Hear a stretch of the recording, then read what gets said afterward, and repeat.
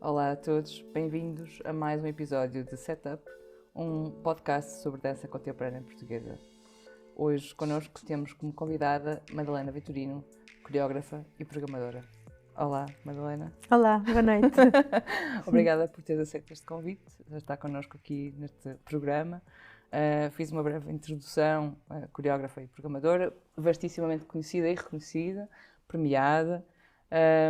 Mas há um lado também da Madalena que está ligado à formação e à pedagogia, não é? De certa forma. Sim, também sou professora. Exatamente. É mas esta formação, essa pedagogia não acontece assim de um momento para o outro. Há todo um percurso que a Madalena faz que está um pouco, que antecede esse passo, não é?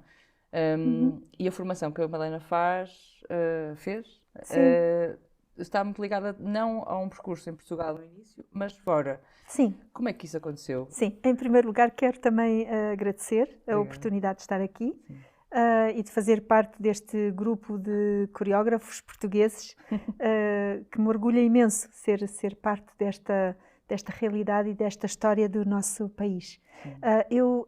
Quando aconteceu o 25 de Abril, eu tinha 17 anos, tinha quase 18. E pensei que a revolução não era só para o meu país, era também para mim. E eu já estava a pensar que eu queria estudar dança.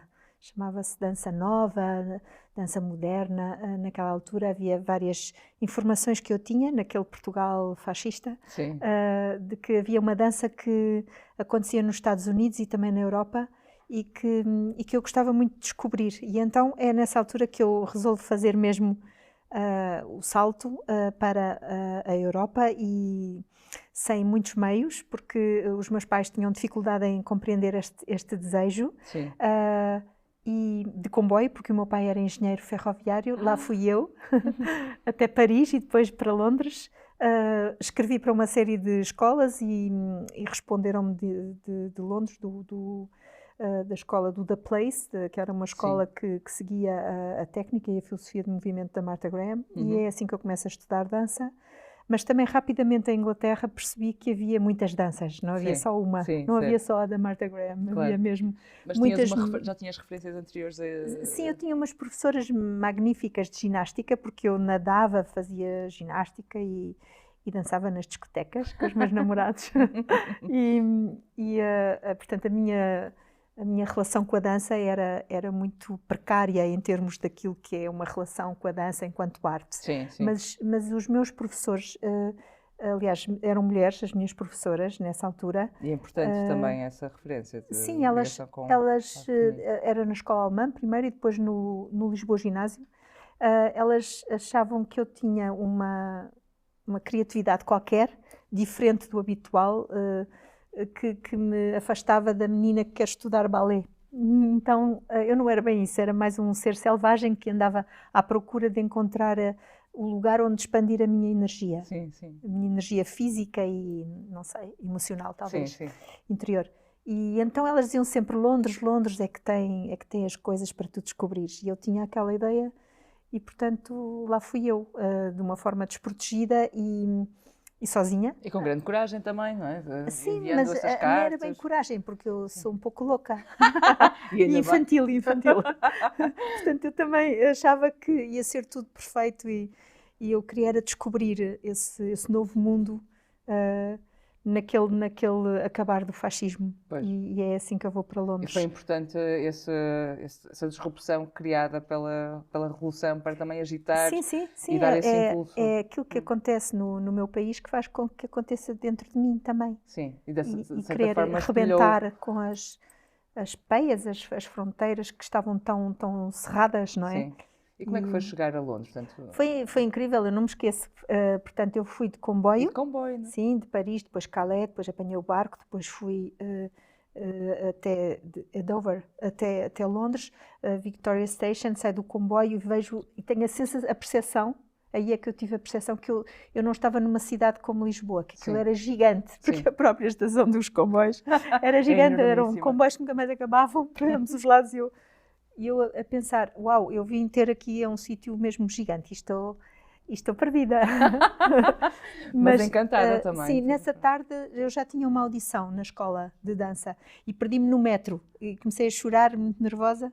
O que fazer? Mas depois lá me concentrei, que é o que eu costumo fazer quando estou nervosa, fecho os olhos e digo, não, calma, ando para trás, com nervoso, e fui olhar o mapa de Londres e dizer, Houston é aqui, eu estou aqui. Pronto, isto parece afinal mais fácil, porque está tão bem desenhado o metro de Londres. Sim. E eu lá me consegui desenrascar e ir. Depois estava muito mal vestida, porque tinha um fato de ginástica branco e estava tudo vestido de preto, leotard e tal, e eu pensar, uau, isto aqui não vai correr bem.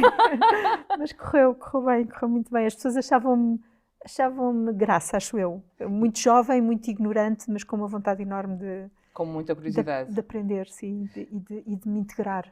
E essa audição foi no The Place? Foi no The Place. E então, depois? Era uma professora incrível, uma senhora judia americana, muito parecida com a Martha Graham, mas em gigante, em alta. Porque a Martha Graham era baixinha. E quanto tempo ficaste Aí fiquei em dois anos nessa escola, até perceber que não ia ser uma bailarina Graham. O meu corpo não dava. Sim. Mas tive professores fantásticos que fizeram um bocadinho a anatomia do meu futuro, claro, e iam-me sugerindo e guiando. Ou seja, falavas há pouco das professoras que diziam, ok, tens que ir para Londres. Eu acredito imenso no valor dos mestres, sim, e dos professores que nos podem ajudar como nos podem destruir, não é? Acho que é um papel de uma responsabilidade enorme ter alunos à nossa frente, a quem se tem que dar aquilo que eles não sabem que precisam, aquilo que nós podemos achar que talvez nem valha a pena, e depois há ali um encontro e uma química. Acho que é um transporte, uma negociação, o aprender e o ensinar é um grande negócio de afetos, de saber, de conteúdos, de empatias e de química, sim.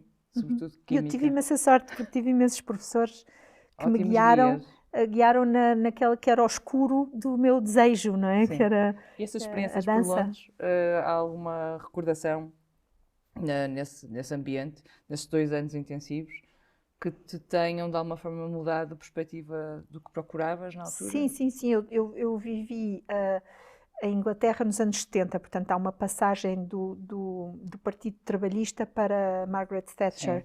Sim. E o Partido Trabalhista tinha uma perspectiva sobre as artes e sobre o acesso à acessibilidade às artes, que é aí que ainda a minha preocupação está. Eu não sei se são 40 ou 50, são 40 anos, 40 e tal anos depois, que é precisamente a ideia de como é que a acessibilidade à informação é tão importante para o desenvolvimento de uma sociedade. Isso eu aprendi logo ali rapidamente, em vez de estar a fazer passinhos e voltas e saltos, coisa que fiz também muito, sim, mas havia uma ideia no papel que as artes podiam ter, de facto, nas pessoas, nos jovens, nos mais velhos, nos que escolhiam, de facto, as artes como profissão, sim, que havia ali uma gama de possibilidades, não só para quem podia participar, como também o que se poderia fazer. E o Arts Council, nessa altura, era muito ativo nesse apoio. Havia grandes armazéns onde se podia dançar livremente, fazer misturas incríveis entre ballet clássico, tai chi chuan e ginástica de competição, por exemplo, e as pessoas juntavam-se e começavam a experimentar essas misturas, um trabalho híbrido sobre, sim, o corpo e a sua descoberta e as possibilidades que tinha, e isso deslumbrou-me e deu-me a noção de que a ideia do virtuosismo, como eu a tinha na cabeça, era diferente. O virtuosismo era outra coisa. O que era? Era respeitar o próprio corpo, era descobrir, que é uma coisa que também se aprende, ou se descobre melhor, nos anos 50, 60, nos, sim, Estados Unidos, em que há uma ideia que o corpo é também um corpo político e pode ser transportador de uma ideia de democracia. Sim. Um corpo chamado o corpo democrático, certo, que a dança que acontece na rua é aliás, o movimento que acontece na rua pode ser visto como uma dança, e a dança é energia transfigurada, transportada para outra dimensão, a dimensão estética, e não tanto a ideia da dança sempre agregada ao conhecimento técnico. Sim, é um cânon, de certa forma. Sim, é um cânon, e também a ideia da humanização da própria dança e da sua descida ao chão, e a sua queda, em vez de ser o corpo que se eleva, é o corpo que cai. Isso é um outro conceito também. Que é mais terreno, que está mais próximo daquilo do real. Sim, e que quando cai na realidade, cai no real, como dizem os brasileiros. E essa realidade está cheia de dramas, está cheia de força, de pathos, de emoções. Sim, de emoções, de tragédia, de problemáticas. Isso vê-se também na dança do século XX, de toda a Europa Central, sobretudo da Alemanha, a dança expressionista, como ela nasce nos anos 20, 30 e depois por ali fora, que se baseia precisamente nessa ideia do corpo individual que fala de si, como também na América. Portanto, a dança pós-moderna com o expressionismo fazem ali um cocktail no meu coração e fazem de mim aquilo que eu de alguma forma sou. Sim, mas são pontos, que refere que a história vai acompanhando e de certa forma também reflete nas sinergias artísticas, vai criando uma influência muito grande. Sim. E há pouco falavas, ou seja, estás no 25 de Abril, vais para Londres, estás lá 2 anos. Não estou 2, estou 6. 6, exato. Os 2 é Martha Graham, depois passo para outra. Ok. Para outra dimensão. Exatamente. Sim. Portanto, nesta temporada em Londres, Portugal estava-se a transformar, não é? E como é que a Madalena em Londres via essa transformação? Sim, porque, eu queria fugir de casa. Era muito jovem, como todos os jovens, não é? Sim. E eu fugi mesmo. Há uns que querem fugir e não fogem. Faz-me a pena. Estou sempre a estimular as pessoas mais novas a acordarem e a arriscarem e mergulharem no escuro, porque vale muito a pena. E essa fuga, então? Sim, eu queria fugir, queria libertar-me, queria descobrir coisas, queria descobrir esse tal mundo outro, que eu sabia que existia para além de Portugal. Apesar de eu estudei na escola alemã, também tive muita sorte, porque a escola alemã também abria de alguma forma horizontes germânicos, mas abria. E também aí isso foi bom, saber bem línguas, foi importante saber falar bem inglês também, que aprendi na escola. Estar em contacto com outros contextos. Quando cheguei a Londres não foi tão difícil, porque tinha uma boa base também para compreender o que as pessoas diziam e porque comecei logo a trabalhar ali também, porque não tinha dinheiro. Sim. De imediato vivi num hotel logo no início e trabalhava a fazer as camas e a arrumar o hotel. Só depois é que isto dá a dança a seguir. Sim, são os outros lados do que é ir para fora e um pouco viajar ao desconhecido e agarrar esse momento. Há um lado de força de querer descobrir outros mundos, mas também há outro lado de como é que se sustenta essa descoberta. Havia também em Inglaterra uma democracia com uma tradição enorme. Isso também me chocou do ponto de vista positivo. Ou seja, a pessoa para abrir uma conta bancária não precisava do cartão de identidade. Bastava dizer o nome e a morada. E eu ficava parva com aquilo. Porque, que era uma grande diferença do contexto português. As português. pessoas acreditam nas pessoas. Acredita-se na palavra. A palavra da pessoa tem um valor enorme. Depois, se é mentira, então aí há um castigo grande. Mas a lei inglesa é muito pesada, mas ao mesmo tempo é muito liberta. Agora as coisas modificaram-se, já nada é como era, não é? Nós sabemos isso, mas ali naquele tempo foi muito revolucionário e fundador da minha própria personalidade, que é exatamente a ideia da responsabilidade, a ideia da liberdade, a ideia de poder estudar dança não tendo o corpo perfeito, que há imensas danças, imensos estilos, imensas abordagens, imensas possibilidades.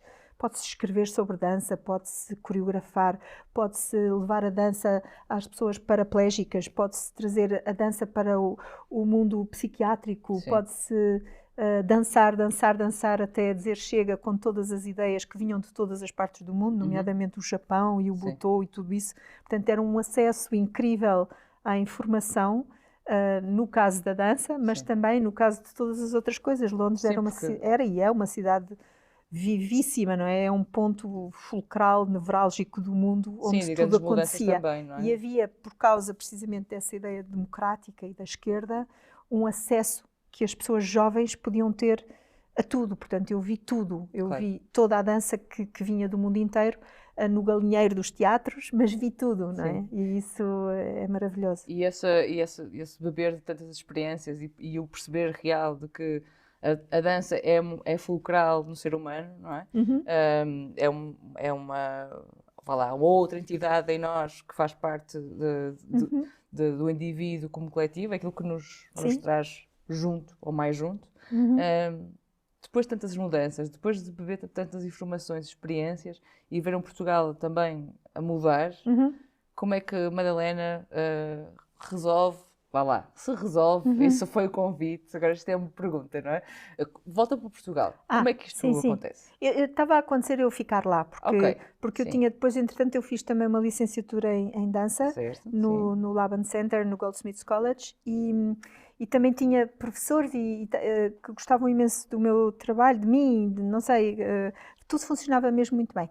Mas eu apaixonei-me por um homem, nessa altura, que vivia lá, e que é médico, e que tinha que vir, porque tinha que vir para a tropa, porque ele tinha, portanto, conseguido avançar com o seu primeiro estudo e depois o trabalho como médico em Inglaterra, mas depois chegou ali um momento que tinha mesmo que vir. Claro. E estávamos tão apaixonados que eu vim porque eu queria estar ao pé dele, se não tinha ficado em Inglaterra. Então essa emoção, essa ligação. Sim, e depois cheguei cá e depois disse, não, eu agora tenho que pôr isto tudo a andar. E como é que foi? Não havia nada. E como é que foi? Exatamente depois. Porque... Sim, havia o Rui Horta. Claro, que eu estava a começar também. Sim.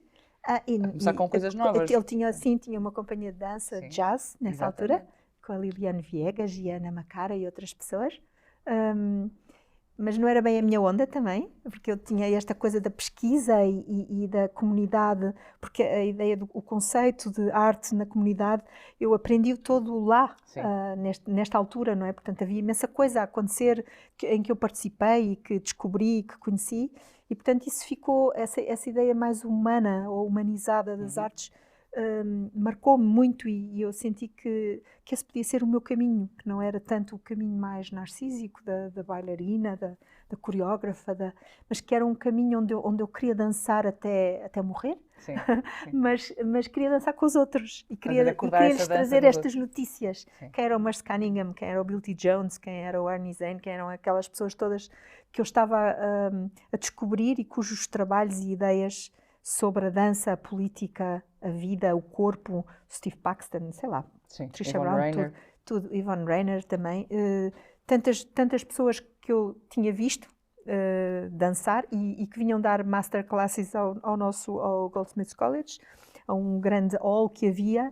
Lembro-me de ver uma peça com o Merce Cunningham e o John Cage ainda, com o piano, em que ele, em vez de tocar, arrasta o piano e eu dizia, uau, isto é fantástico. E, portanto, a ideia do abstrato, a ideia da expressão extrema no expressionismo, não é? Portanto, havia ali possibilidades incríveis que eu estava a descobrir e quando chego aqui eu achava que tinha que contar tudo a todos. E como é que foi essa partida? Com muita vontade? E como é que começou? Eu não tinha trabalho, não é? Porque o meu trabalho não existia. Eu inventei a minha própria profissão, acho eu.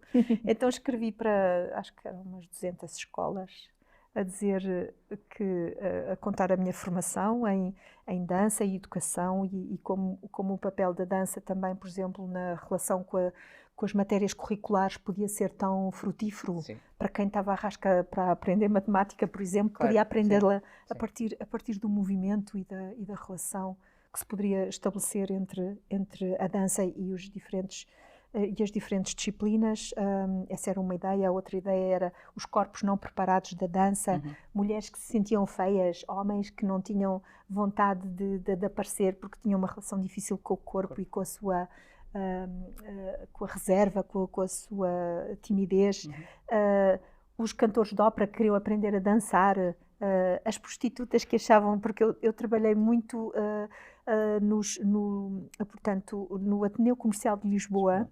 A minha professora que me falou do Laban Center antes de eu ter ido, dava aulas lá. E então, quando eu cheguei, ela disse, Madalena, vem para aqui também dar umas aulas. Então, o Ateneu Comercial de Lisboa, que era na Rua das Portas de Santo Antão, que também leva ali ao intendente e trazia aqui para o Rossio e uma relação social que eu já trazia da minha aprendizagem e que eu pensava, não, estas pessoas têm que subir todas para fazer aulas comigo. Eu não vou dar aulas a senhoras de classe média, não me interessam mesmo nada. Classe média, classe alta, não era isso. Eu queria contar estas notícias da dança, como é que se compõe e como é que essa composição e criação pode ter uma reverberação na vida. Como é que as artes são transformadoras, não é? E trazem coisas às pessoas que elas não estavam à espera. E como é que foi trazer essas novidades? E depois foi fantástico, porque eu aí criei um ateliê coreográfico para não profissionais, que ora funcionava à noite, bastante tarde, ora funcionava de manhã, bastante cedo, e que tinha, portanto, a ideia de eu me testar a mim própria. Será que eu sou uma boa professora, sou uma boa coreógrafa? Se eles vierem às 7 da manhã é porque sim.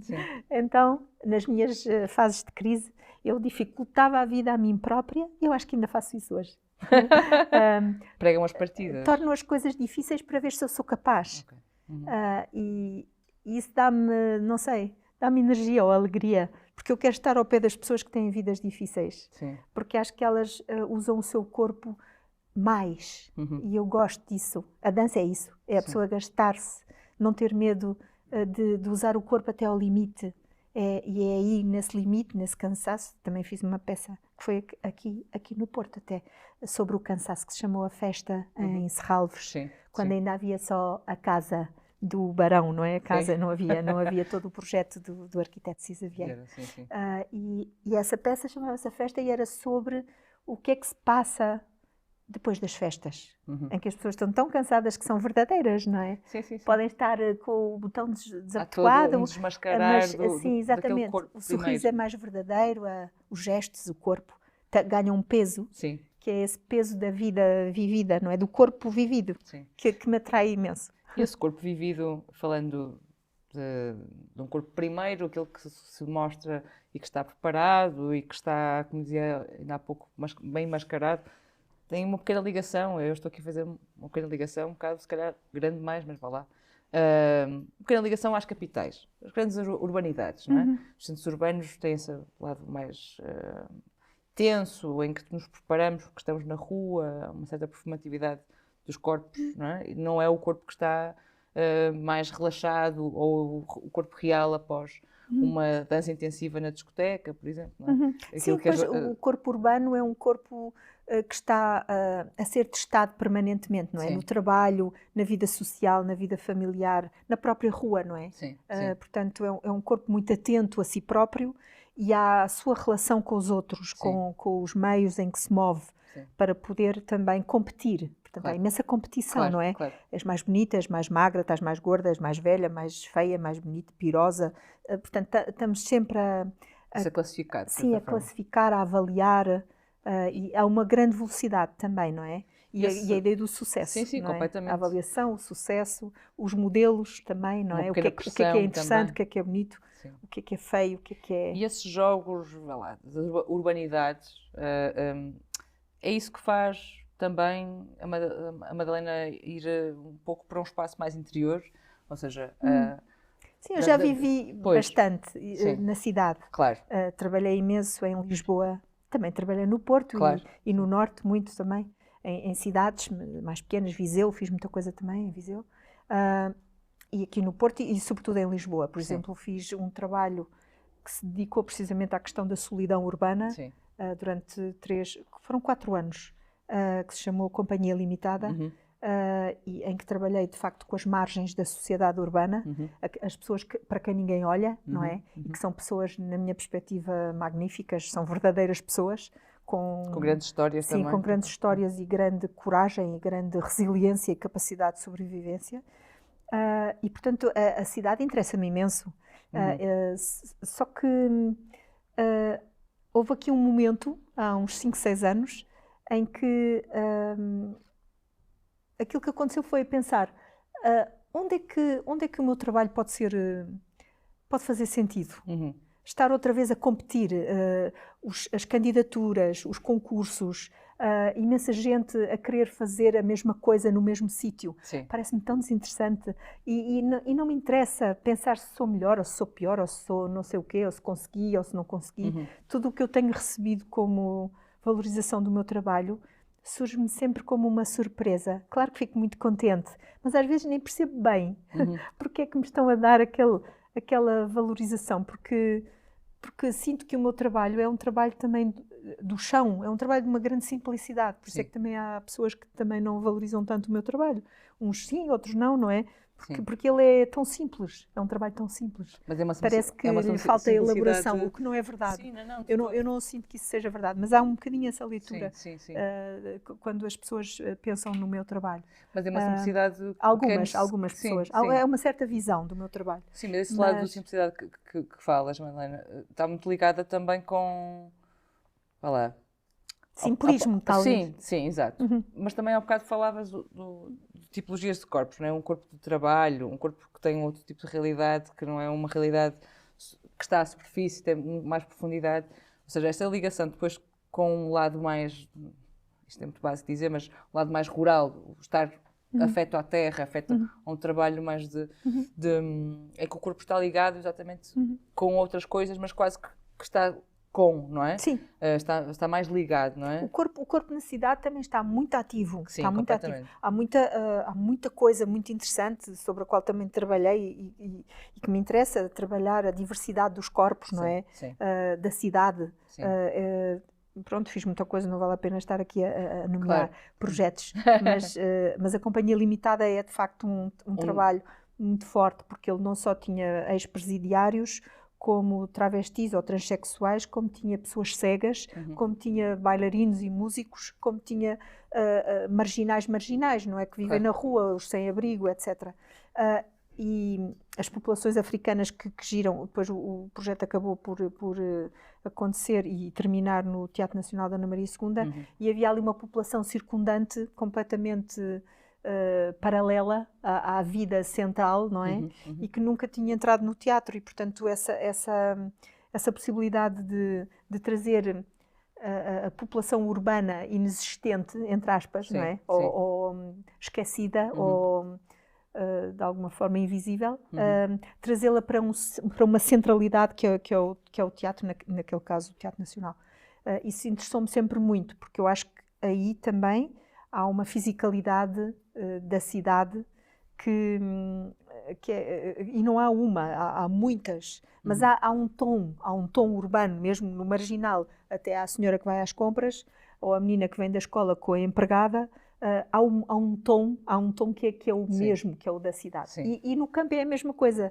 Há um tom, apesar de haver também coisas muito diferentes, sobretudo na terra onde eu estou, no território onde agora vivo, que é a Costa Vicentina, e onde há uma população estrangeira brutal, também muito diversificada.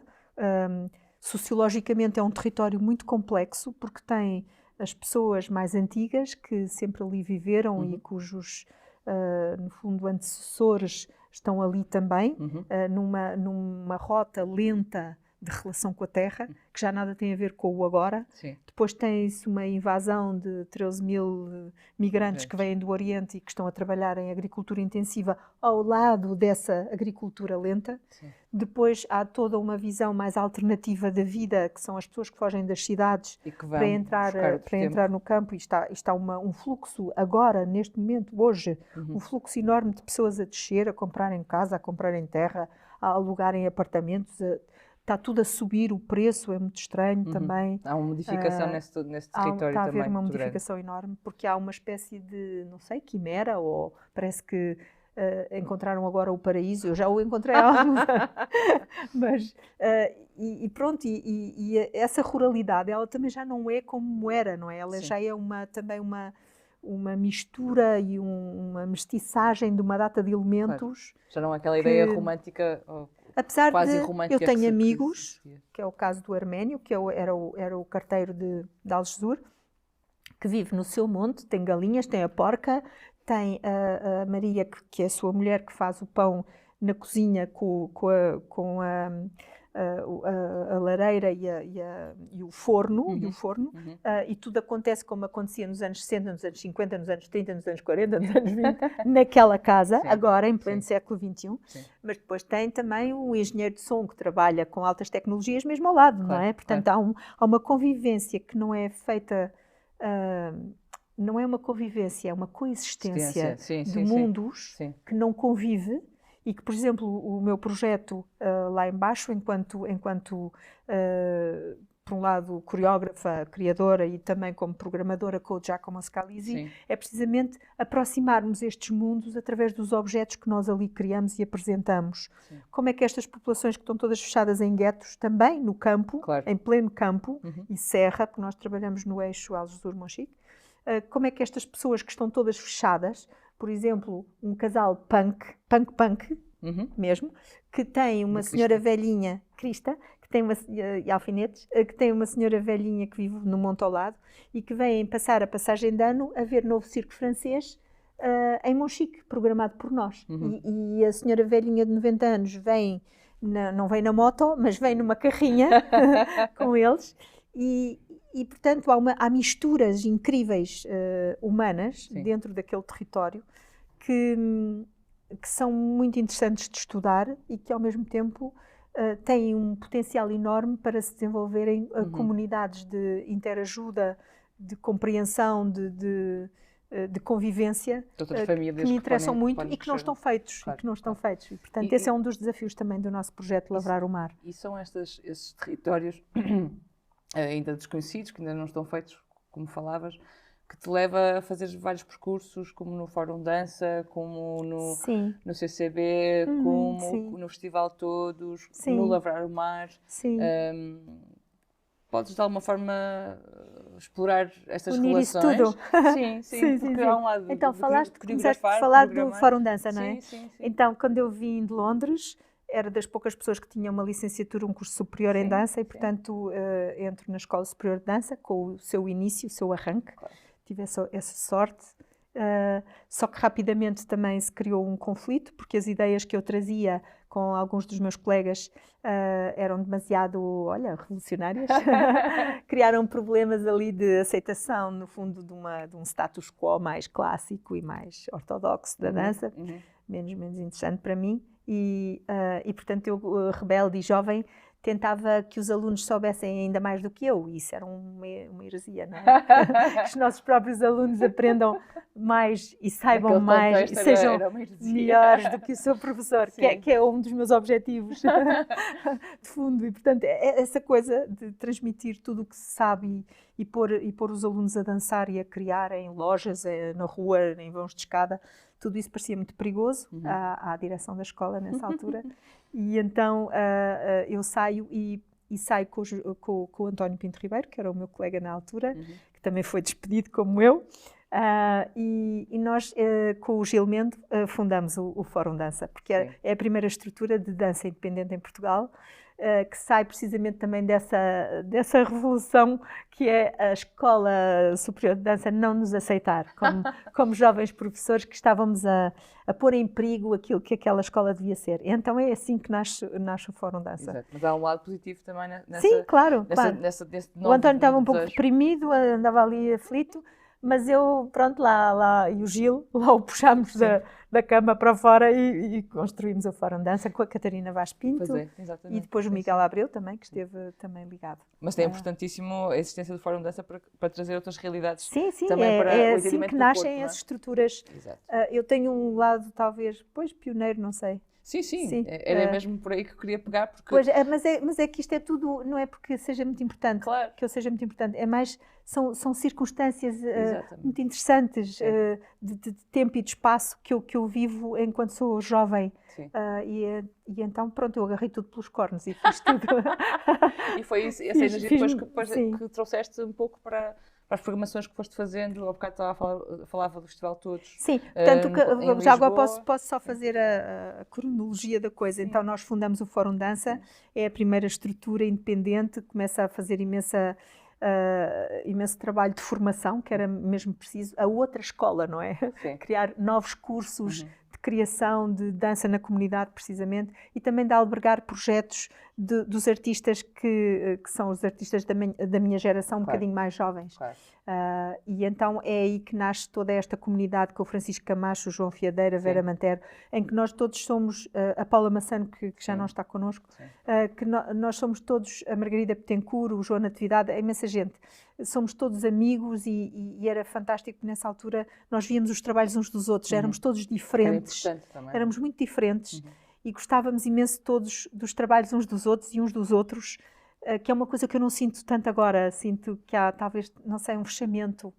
Também estou um bocadinho distante agora. Sim, mas hoje em dia são outros tal, meios de produção, outras ideias. Pois há um espírito diferente, talvez. Com certeza, com certeza. Sim. Mas aí, isso é anos 90, não é? Sim, portanto, é muito um momento fantástico em que há uma grande explosão de coisas anos novas. 90 não, é anos 80, sim, 80, que depois, 80, 90, 80, 90, sim. E depois o que acontece é que o Fórum Dança acontece durante 10 anos. Há ali um momento também muito importante, que é, ao fim desses 10 anos eu sou convidada para ir trabalhar no CCB, o António vai para a Culturgest, o Gil entra portanto, no Estado, como é que se chama? Ai, agora estou-me a esquecer da estrutura. No fundo é a DG Artes da altura, mas tem um outro nome, tinha um outro nome, peço desculpa. E, portanto, acontece que há uma possibilidade de nós ocuparmos outros lugares, então nós oferecemos o Fórum Dança às gerações mais jovens, aos nossos alunos. Isso também acho que é uma coisa muito bonita e ela continua. Claro, agora é a Dora Carvalho e Ezequiel Santos, que são os diretores do Fórum Dança. E então nós vamos fazer outras coisas com uma amplitude maior, e é aí no CCB, ao lado do Dr. Miguel Lobo Antunes, que eu também tenho a oportunidade de criar aquele que foi o centro, chamava-se, tinha um nome de feio, mas também, pronto, era assim, Centro de Pedagogia e Animação, onde eu criei o primeiro espaço de programação artística para a juventude e para a infância, e para os adultos que envolvem as crianças e os adolescentes, os professores, os pais, as pessoas interessadas na questão da educação e da arte. E aí houve um momento, de facto, foram 5 anos magníficos, em que o Dr. Miguel Lobo Antunes convida artistas para se transformarem em programadores. Exatamente. Portanto, temos o António Pinho Vargas na música, o Jorge Silva Melo no teatro, o Mark Deputer também, que veio, não sendo um artista, mas é um homem das artes. E havia a arquiteta Margarida Veiga também, e no Centro de Exposições. E então este núcleo que se junta para criar um novo CCB, que não existia, não é? E é aí que também nascem os serviços educativos para os teatros e para toda... E outra vez, novamente, e o CCB novos caminhos salta fora de si, com uma energia grande que eu tinha e um apoio estrondoso por parte da administração, que deu ali uma força enorme ao desenvolvimento deste trabalho. E aí eu já não estava só na dança, mas eram as artes todas para este público e também um outro público mais marginal, que depois daquilo foi tudo claro, que depois vieram outras direções e mais uma vez, tal como na Escola Superior de Dança, eu já não era tão querida. porque o meu trabalho é humano, é do chão. Sim, é isso que eu ia perguntar à Madalena, exatamente. E causa problemas, às vezes. A disrupção tem esse lado, não é? Ser pioneiro sem saber tem esse lado, cria outras visões e as pessoas ficam um bocado assustadas. Mas e também sim, está tudo bem. Mas abre portas para outras perspectivas. É verdade, são pontos de mudança. Sim, mas importantíssimos, porque falavas há pouco dos tipos de dança, a relação com a comunidade, as histórias que os corpos trazem, estes corpos mais marginalizados ou periféricos, que também fala-se muito destas periferias, não é? Estas novas nomenclaturas que muitos de nós trazemos para o lugar de fala e debate, não é? Mas, sobretudo, a minha pergunta é: dança de comunidade ou dança de humanidade? Porque, o que é que escolherias como um princípio? Porque fala-se muito de danças participativas, danças para a comunidade. Sim, isto tem toda também uma evolução e um estudo, não é? Feito por sociólogos e por pessoas da análise da própria arte na relação com a sociedade e na relação com a educação, portanto, com o lado social, o lado da educação, o lado da arte, não é? E todas estas possibilidades de trabalho e desenvolvimento de movimentos que acontecem também no mundo inteiro, não só aqui, e nós, aliás, chegamos muito tardiamente a esta ideia do conceito da arte na comunidade, ou arte comunitária, e que depois passa a chamar-se mais arte participativa. Claro que a mim, que me interessa, há pessoas que adoram os animais, ou que adoram viajar, ou que adoram drogar-se. Eu adoro as pessoas. Sim. Sou viciada a olhar para elas, os pés, o corpo. Estes senhores aqui não sabem, mas já olhei para eles e pensei, tão jovem aqui a trabalhar. E pronto. E portanto, esse gosto. Sim, gosto não é bem a palavra. Essa é uma palavra morna. É uma curiosidade selvagem que eu tenho pelas pessoas, porque quero, não sei, aproximar-me delas para as conhecer, porque acho que cada ser humano é um ser muito complexo, muito misterioso, cheio de dobras e de esquinas e de zonas sombrias e de zonas solares e portanto, isso parece-me ser uma matéria extraordinária para construir as tais comunidades. Portanto, eu não digo que trabalho com a comunidade, eu construo comunidades enquanto faço um projeto. E cada projeto tem uma comunidade específica que é formada, às vezes com ideias, com assuntos, às vezes são pedidos, outras vezes, pronto, criam-se contextos sobre os quais depois começamos a trabalhar e é no ato de trabalharmos em conjunto que nós formamos uma comunidade, formamos um grupo de pessoas que gostam de estar umas com as outras e que querem viver qualquer coisa juntas, fazer um percurso durante um certo tempo juntas.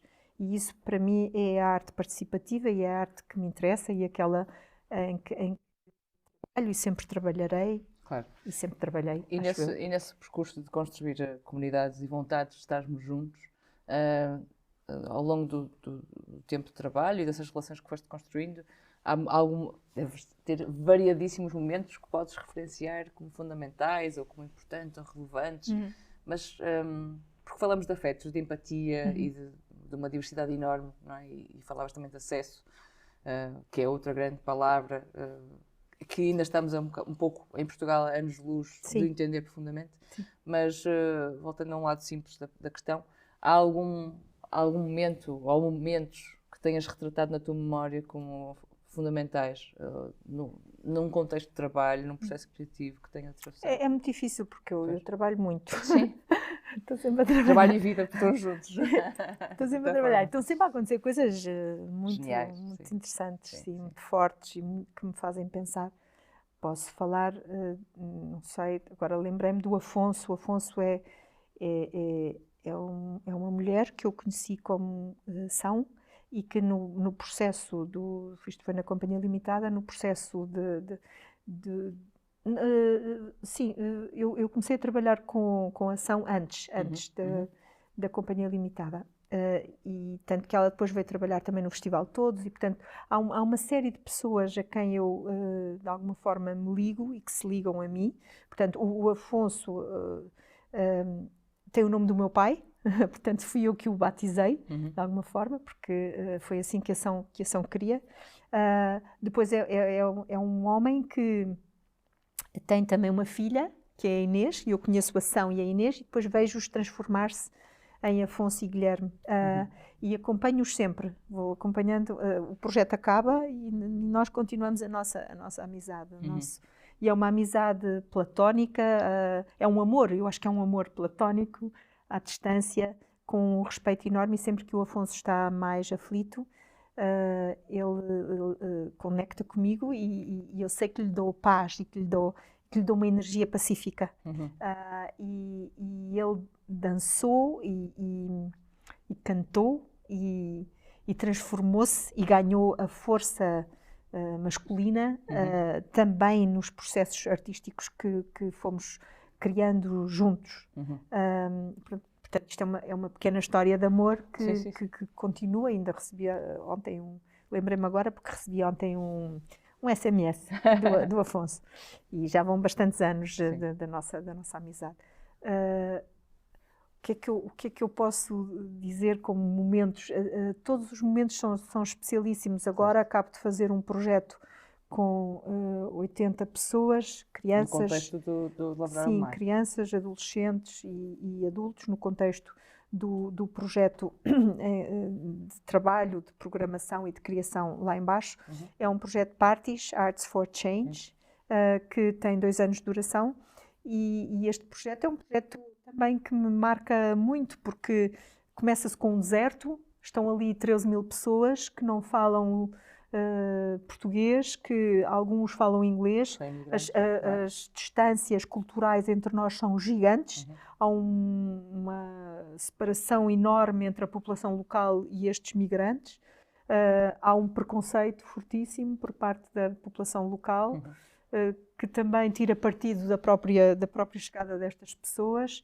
Há problemas enormes de alcoolismo, porque estão tão cansados e tão tristes que vão beber um copo para se aliviar daquilo que se passa, e depois bebem demais e depois já há pequenos conflitos ou grandes conflitos, umas chapadas, uns não sei o quê.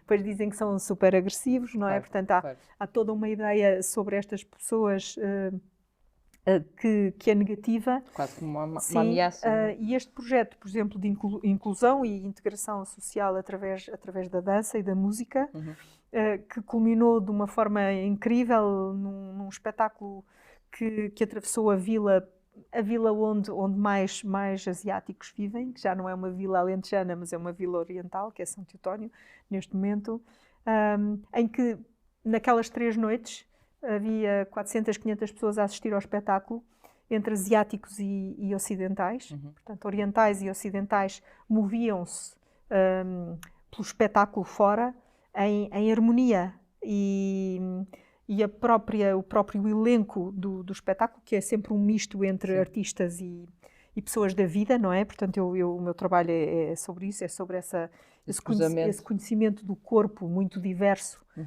que as pessoas têm. Uns sabem de dança, outros sabem do trabalho e da apanha das framboesas, os outros sabem disto e daquilo e daquele outro. Uns sabem rezar de uma maneira, outros sabem cantar de outra maneira, outros sabem tocar percussão de outra maneira, e portanto é toda esses saberes do corpo para produzir movimento, som, música, canto, que nós arrebanhamos e começamos a trabalhar do zero, para encontrar um ponto de encontro onde toda essa riqueza, não é? E essa complexidade se pode traduzir em algo que é legível e que possa tocar as pessoas e de alguma forma marcá-las com qualquer ideia. Neste caso aqui eram questões da hospitalidade que eu queria trabalhar, questões da gravidade das coisas que estão a acontecer e também da gravidade, do peso da gravidade, o peso da gravidade no jogo de tensões para a própria dança, a hospitalidade, que é saber receber e saber ser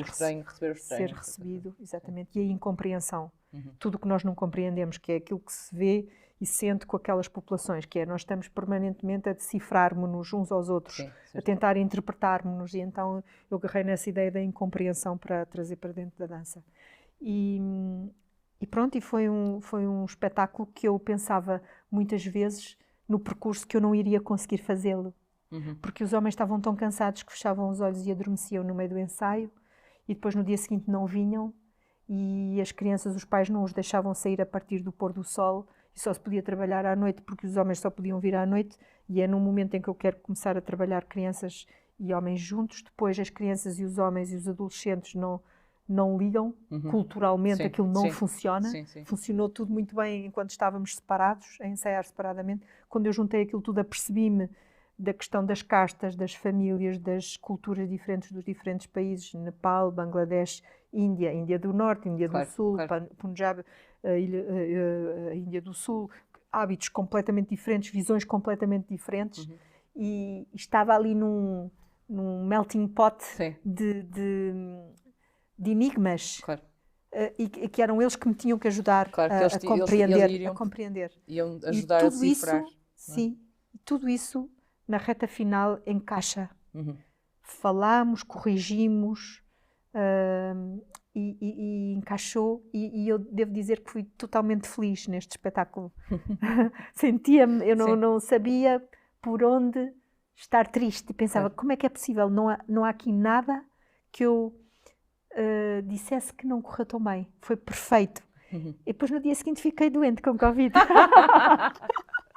Bom, mas falando dessas múltiplas dificuldades, do desconhecido, ou desconhecimento das multidiversidades num só indivíduo que de repente aparece, e tentamos encontrar formas de comunicar mais profundamente com essas pessoas, não é?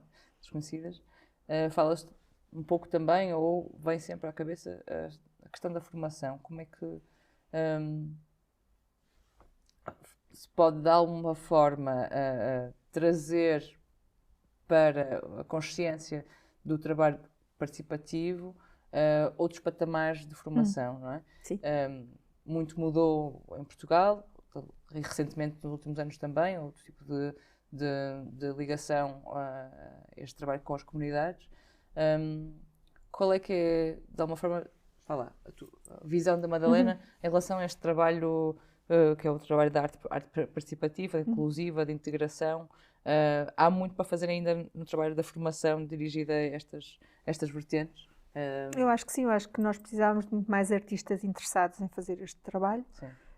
Aquele que eu faço baseia-se no método de análise de movimento Laban, que é a ideia precisamente que a dança é feita de eixos que são o corpo e a sua energia, o tempo e o espaço. E nesta relação há um método analítico do próprio movimento, também da análise do próprio corpo e das suas potencialidades e orientações, como é que nós podemos compreender o nosso corpo e pô-lo a funcionar a partir desse sistema de análise, que parte da ideia de que o corpo está, para existir, ele está sempre em movimento, e está sempre a organizar-se e sempre a estruturar-se. Há um autoconhecimento que é preciso trazer à luz para que nós as duas estejamos agora em direções diferentes, e a forma como sabemos encaixar o nosso corpo nestes sofás e como vamos gesticulando para ajudar à nossa conversa. Há um conhecimento que o corpo tem, a qual o António Pinto Ribeiro, por exemplo, a dada altura, que há bastantes anos, quando ele estudou estas questões, dizia que havia coreografias involuntárias, que nós estávamos sempre a escrever, que não eram perceptíveis ao nosso olhar, mas que estavam lá. E é essa possibilidade de escrever a própria dança, aquela do meu corpo, com a minha idade, com a minha história, com a minha personalidade, com o caminho que eu percorri e com toda a carga também política que o meu corpo tem. A Ana olha para mim e há informação que o meu corpo dá, que nem precisa de uma única palavra, não é? Para saber de onde eu venho, quem é que eu de alguma forma sou, desse ponto de vista da minha colocação no mundo, não é? E é todo esse saber que eu utilizo para contar às pessoas, para as pôr a funcionar, e elas não terem medo da dança, não terem medo da impossibilidade do seu corpo, mas terem um fascínio pela possibilidade que o seu corpo pode realizar. E nessa possibilidade o corpo fica então virtuoso. Ele está bem a fazer aquilo que sabe e aquilo que se vai desenvolvendo a partir do percurso que nós vamos fazer. Portanto, nós partimos do que é familiar, dando luz àquilo que é familiar às pessoas, dando clareza, e depois fazemos um caminho para o desconhecido, para esse tal campo mais complexo, mais abstrato e de utilização do corpo numa dimensão que não é tão fácil, não é tão real, tão cotidiana, não é? E que se redimensiona artisticamente. E esse é o trabalho, é o percurso, é o método que eu utilizo. Depois, por exemplo, aqui no caso do Bowing, que é assim que se chama este projeto, trabalho que estava da população asiática, fomos buscar imenso material da cultura dos telemóveis das pessoas. Portanto, os filmes de Bollywood que veem, as danças tradicionais de que gostam, as músicas que ouvem, e trazer esse material todo para dentro desta piscina de criação. E começar a fazer coisas que são a cópia daquilo que está dentro do telemóvel, e a partir da cópia começar a trabalhar e a desconstruir.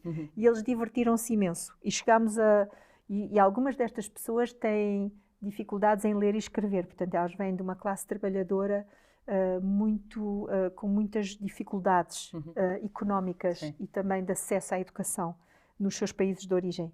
Mas a inteligência é outra coisa, não é? Portanto, nós temos que abrir a oportunidade às pessoas de exercerem e praticarem a sua inteligência. E eu acho que a inteligência artística tem essa possibilidade incrível, porque como é muito resiliente e aberta e tolerante, não há errado nem certo, há possibilidades que podem ser uma base para um caminho, não é? Para um desenvolvimento. Certo. E então é muito bom, porque as pessoas sentem-se muito fortes, sentem que afinal sabem quando pensavam que não sabiam, que afinal conhecem quando pensavam que não conheciam, que afinal conseguem discorrer quando pensavam que não conseguiam. E, portanto, isso vai construindo uma força interior e um prazer que faz com que as pessoas, apesar de estarem exaustas, encaminham-se para o espaço de ensaio, que era a sala da junta de freguesia de São Teodoro. Que é um espaço vivo, não é? Sim, que é um espaço vivo, porque é um espaço de prazer. Exato. Prazer. E nesta ideia de prazer e de se encontrar, não é? De certa forma. Sim. Do ser se encontrar através de formas artísticas que possam capacitar esse encontro de uma energia que fica um bocado amorfa, não é? E agora, finalizando quase o programa, pensamos às vezes um pouco no futuro, não é? E de outras gerações, ou ainda quem ainda está a pensar um percurso para a frente. Fica esta pergunta e um desafio, porque pode ser uma pergunta complexa, ou não. O que é que, Madalena, poderias dizer a quem ainda está para começar qualquer percurso artístico? Ou seja, que palavras ou que... Não diria conselhos, porque não há receitas absolutas, obviamente, não é? Mas ainda há pouco falávamos que a produção artística é totalmente diferente, o modus operandi de aceder também às instituições é diferente, há uma estetização também de alguma tipologia de peças ou de abordagem. Portanto, às vezes quem está a começar pensa que já tem que saber tudo completamente o que vai fazer a seguir, não é? O que é que poderias dizer? Eu acho que o que é importante, que é uma coisa que eu às vezes encontro nas pessoas mais novas, é que elas descubram o que é que gostavam de descobrir. O que é que elas gostavam mesmo de descobrir. E se não souberem, têm que ir à procura da informação para poderem dizer a si próprias: olha, isto é qualquer coisa que eu gostava de saber mais ou de experimentar. Sim. Essa honestidade e também trabalho, porque dá trabalho, saber o que é que se quer fazer, porque tem que se ir à procura. Nós hoje, eu penso que temos uma ilusão, que é a ilusão de que sabemos tudo, porque a informação é tão fácil de adquirir e está tão à nossa mão, que achamos que o acesso à informação é muito fácil e que até o temos, ou seja, e que até a temos, que temos essa informação, mas isso não é verdade, isso é uma ilusão, não é? Porque é preciso saber mais do que aquela primeira camada informativa sobre as coisas, não é? Que agora é tão fácil de adquirir e que as pessoas ficam satisfeitas porque passam logo para outra informação e depois passam logo para outra e não aprofundam nada. Eu acho que este é um tempo em que é preciso, de facto, primeiro pensar o que é que poderá ser uma área de interesse e depois aprofundá-la para saber se é mesmo aquela a área de interesse que é preciso perseguir. Certo. E depois não ter medo de levantar o rabo da cadeira e do ecrã, fechar o ecrã e ir à vida, ir mesmo à vida. Porque, por exemplo, voltando aqui a este projeto, não só este, mas todos os outros projetos que eu fiz, foram sempre feitos com pessoas muito cansadas, pessoas que vinham ao fim de semana ou que vinham à noite trabalhar comigo. E essa era a prova maior de que aquilo que as trazia era uma coisa que eu acho que também falta hoje muito, que é a motivação. Ter uma motivação para ir mesmo ali, eu quero mesmo ir ali, porque aquilo é importante para mim. O que é importante para mim? Talvez perguntar às pessoas e elas descobrirem isso de forma profunda, verdadeira. E se o que é importante para mim é ser cabeleireira, pronto, é a dança dos cabelos, Claro. que vai ser a Certo, minha vida. certo. Sim. Obrigada, Madalena, por este momento, este encontro. E foi muito especial este tempo que passamos aqui juntos a Para mim escutar-te. também. Muito obrigada. E assim ficamos com palavras fortes e, sobretudo, motivação para levantar da cadeira sem nenhum medo e, sobretudo, com honestidade. Obrigada. Até à próxima.